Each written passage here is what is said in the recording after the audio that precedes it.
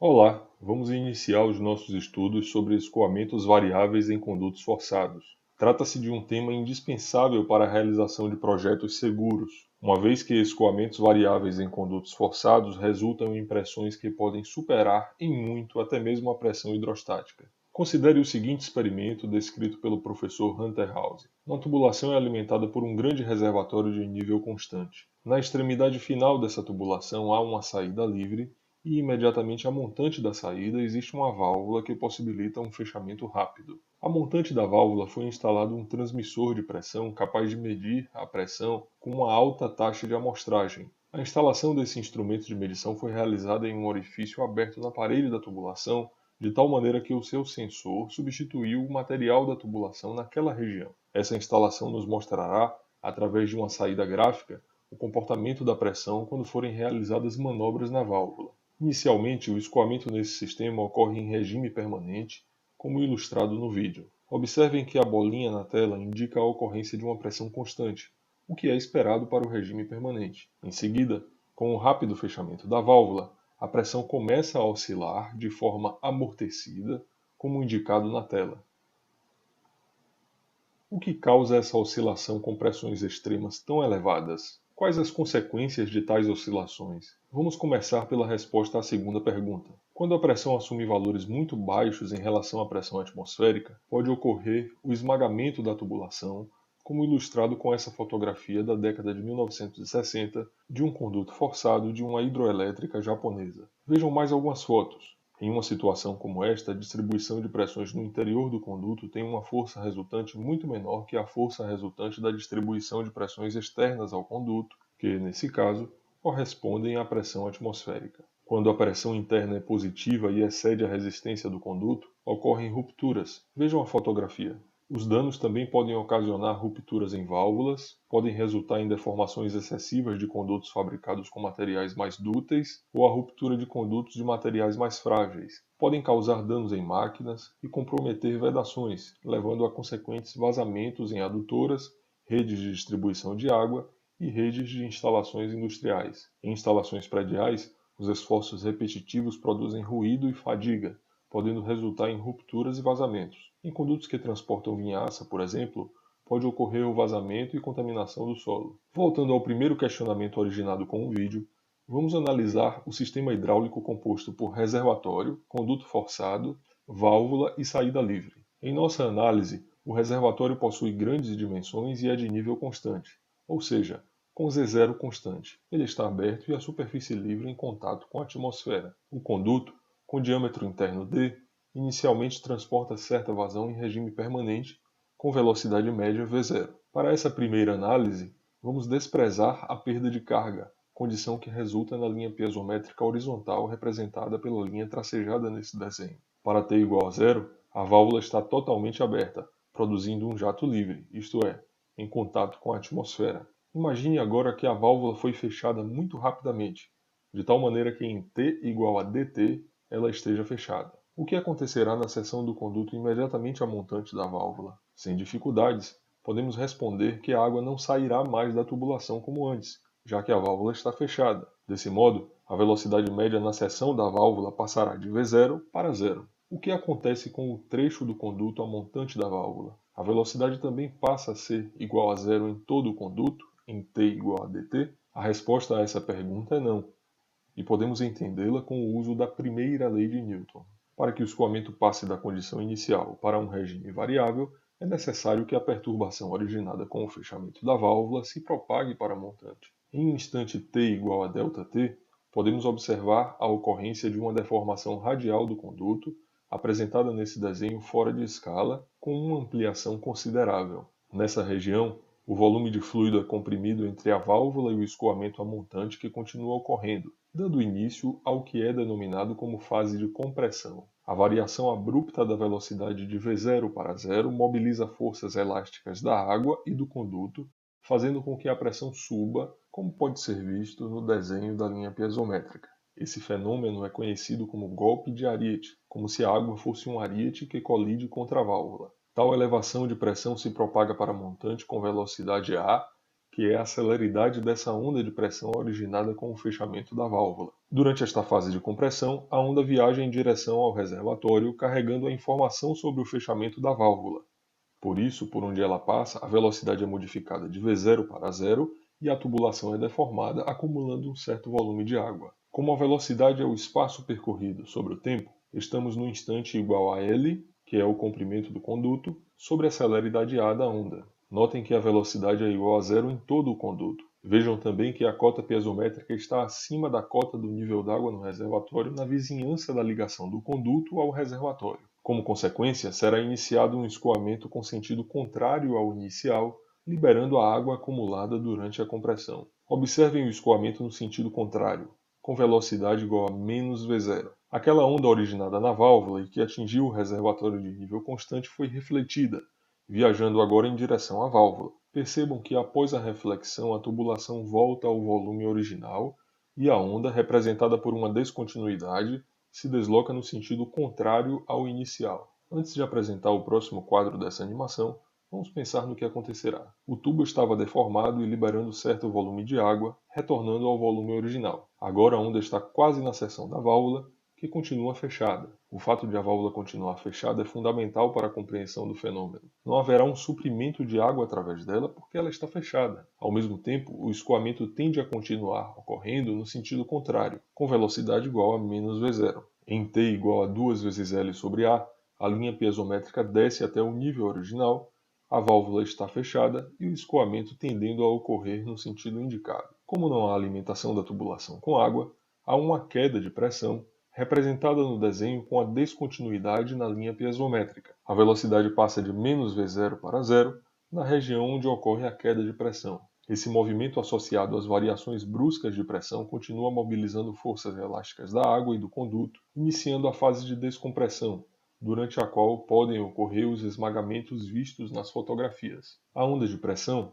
agora na fase de descompressão, viaja em direção ao reservatório. Por onde ela passa, a velocidade é modificada de menos V0 para zero, até que toda a tubulação fique com a água parada. Notem que em T igual a 3 vezes L sobre a cota piezométrica na tubulação, na posição da ligação com o reservatório, é menor que a cota do nível d'água no reservatório. Essa diferença de carga hidráulica produzirá um escoamento do reservatório para o conduto. A onda é refletida no reservatório e viaja em direção à válvula, como ilustrado aqui. Durante essa fase, o conduto recupera sua condição original, assim como a linha piezométrica e a velocidade média, que passa a ser igual a V0. No instante t igual a 4 vezes L sobre a onda atinge a válvula, que continua fechada, reiniciando o ciclo de 4 fases estudado. A descrição que acabamos de estudar foi adaptada de uma importante referência sobre o tema, que é o livro de Parmakian, de 1955. Vamos estudar o gráfico que relaciona a pressão com o tempo na posição imediatamente a montante da válvula, como se ali houvesse um transdutor de pressão capaz de nos mostrar a pressão em função do tempo para as condições idealizadas. Vejam que o fechamento instantâneo da válvula eleva a pressão em um valor ΔP sobre γ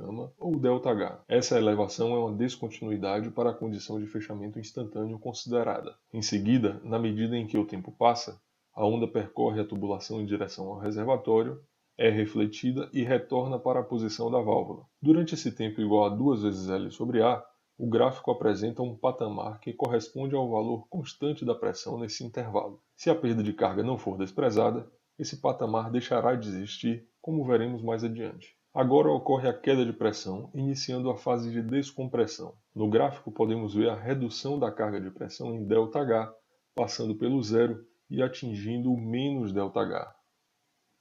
Como estamos observando a pressão em um ponto do conduto, se estabelecerá novamente um patamar de duração 2 vezes L sobre A, até que seja recuperada a condição inicial e se inicie um novo ciclo semelhante, já que a perda de carga foi desprezada. Esse período igual a 4L sobre A é denominado como período de oscilação elástica. Vamos destacar algumas características desse gráfico. As linhas verticais existem devido ao fechamento instantâneo. Um fechamento gradual produziria uma elevação diferente das linhas verticais. Além disso, as linhas horizontais ocorrem porque, nesse exemplo, a perda de carga é teoricamente nula. Vejam como ficaria o gráfico com a inclusão da perda de carga. O patamar deixa de existir, dando lugar a uma pressão crescente com o tempo. Esse é um comportamento conhecido há muito tempo, como pode ser visto no trabalho de von Kries de 1883. Os resultados de duas simulações foram apresentados nesse gráfico para ilustrar a diferença entre os dois casos. Notem como a inclusão da perda de carga faz com que a pressão varie de forma diferente em relação ao caso ideal, ou seja, sem a perda de carga. Considerando a perda de carga,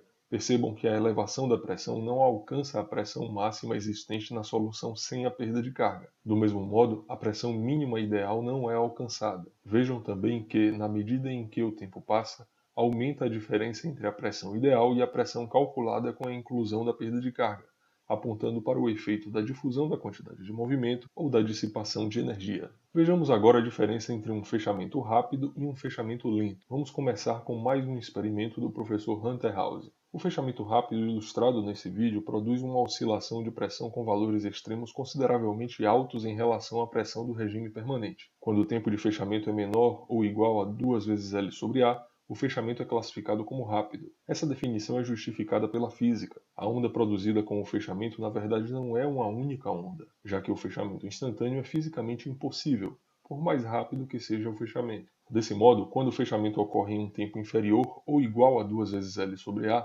as ondas produzidas de forma sucessiva com o movimento de fechamento da válvula não conseguem retornar à válvula antes que ela seja fechada completamente, produzindo uma pressão máxima que, de outro modo, não ocorreria. Antes de esmiuçar essa explicação, vamos observar o efeito de um fechamento lento com o auxílio desse vídeo.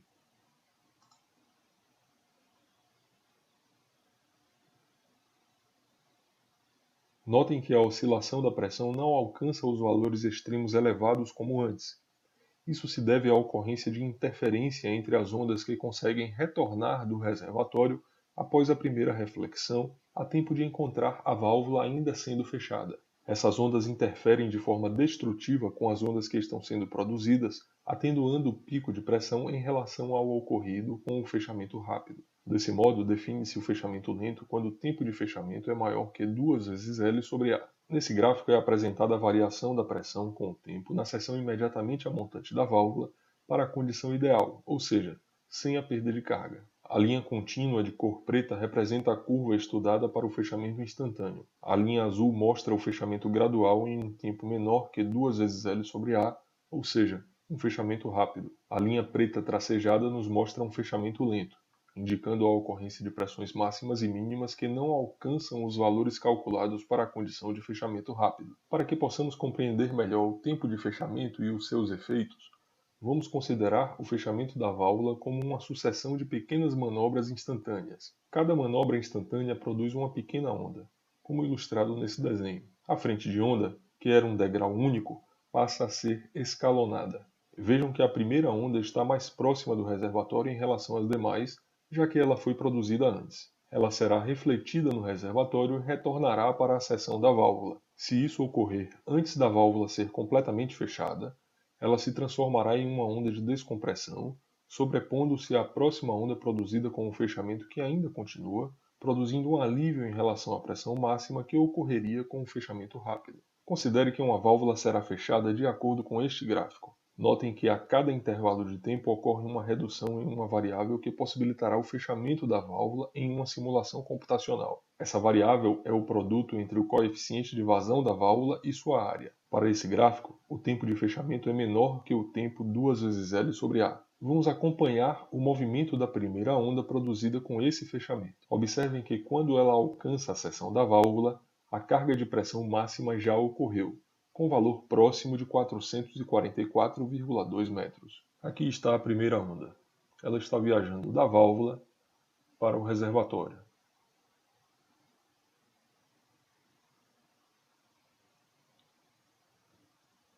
Quando ela chega ao reservatório, ocorre uma reflexão, e ela volta passando pelas demais ondas. Percebam que quando ela chega à seção da válvula, a pressão máxima já ocorreu, porque a válvula foi completamente fechada antes da sua chegada. Agora a lei de fechamento tem como tempo total de fechamento 1,5 segundos, um tempo maior que o anterior, que foi de 0,8 segundos. Esse tempo é maior do que 2 vezes L sobre A, indicando a ocorrência de um fechamento lento. Vamos observar o efeito desse aumento do tempo de fechamento sobre o comportamento das ondas de pressão. Mais uma vez, vamos acompanhar a primeira onda produzida com o fechamento escalonado. Notem como ela provoca uma redução na carga de pressão máxima, que para este caso resultou igual a 349,7 metros. Alguns segundos a mais no tempo de anulação da vazão produziu uma redução de 27,5 metros na carga de pressão. A compreensão desse fenômeno é fundamental, já que ele representa a base do princípio geral de proteção dos sistemas hidráulicos contra o golpe de ariete.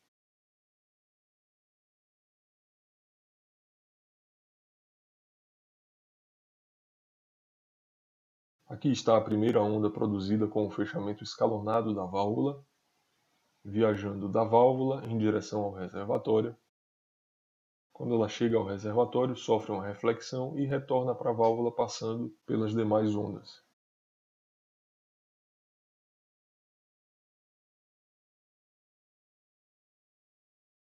Percebam que quando ela chegar à seção da válvula, ela vai interagir com a outra produzindo um alívio. A pressão continua subindo, mas não sobe tanto quanto antes, atingindo um valor máximo próximo de 350 metros.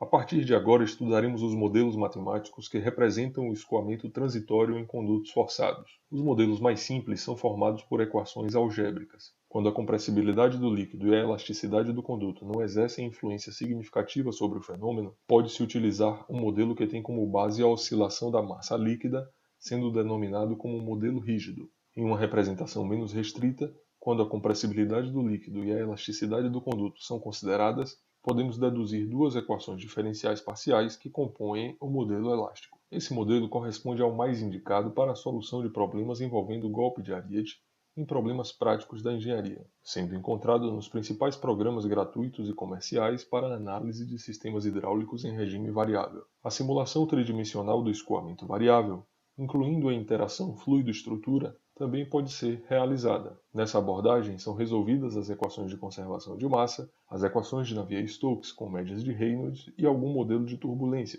além das equações da mecânica dos sólidos para a tubulação e demais estruturas presentes no problema. Devido ao elevado custo computacional, essa forma de modelar o golpe de ariete geralmente não é capaz de resolver problemas envolvendo adutoras, estações elevatórias e redes de distribuição de água em um tempo adequado, ficando restrita a estudos acadêmicos ou simulações muito específicas. Vamos começar com os modelos algébricos. Lorenzo Aliev fez importantes contribuições ao estudo do golpe de ariete, tendo deduzido equações diferenciais parciais que, quando integradas para o fechamento rápido, desprezando a perda de carga, resultam na seguinte equação para a sobrepressão máxima ΔH em metros de coluna d'água. Nesta equação, A é a celeridade das ondas de pressão, G é a aceleração devido à gravidade, V0 a velocidade em regime permanente e V a velocidade final após o fechamento parcial da válvula. Para um fechamento instantâneo e total, V é igual a zero, simplificando a equação para a seguinte forma.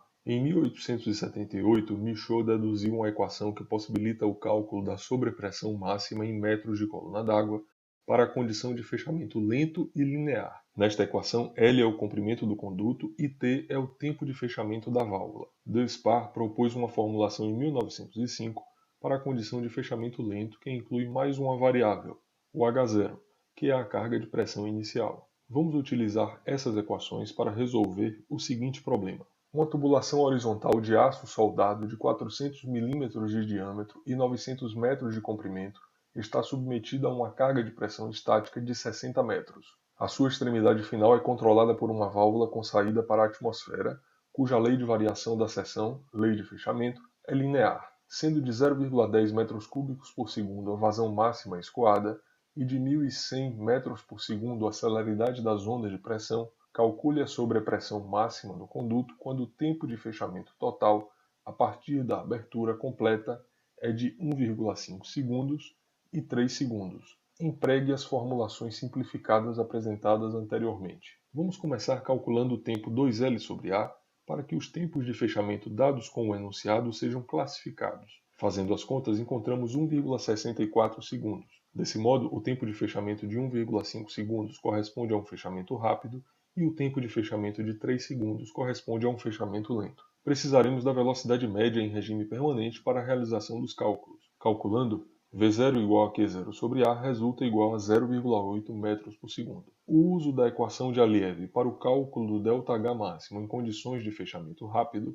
resulta em 89,3 metros, aproximadamente 1,49 vezes o valor da carga de pressão hidrostática. Considerando agora o fechamento lento com T igual a 3 segundos, a equação de Michaud resulta em ΔH máximo igual a 48,7 metros e a equação de Despard em 30,6 metros. Esses resultados nos mostram que o aumento do tempo de fechamento é capaz de reduzir significativamente a sobrepressão máxima ocasionada pelo golpe de ariete. Adotando a equação de Despard para uma análise com outros tempos de fechamento, observem como se comporta o ΔH máximo em função do tempo. Para o tempo de fechamento de 20 segundos, a redução em ΔH foi de 88% do valor obtido para 3 segundos. Aqui estão as referências utilizadas para a elaboração desta aula.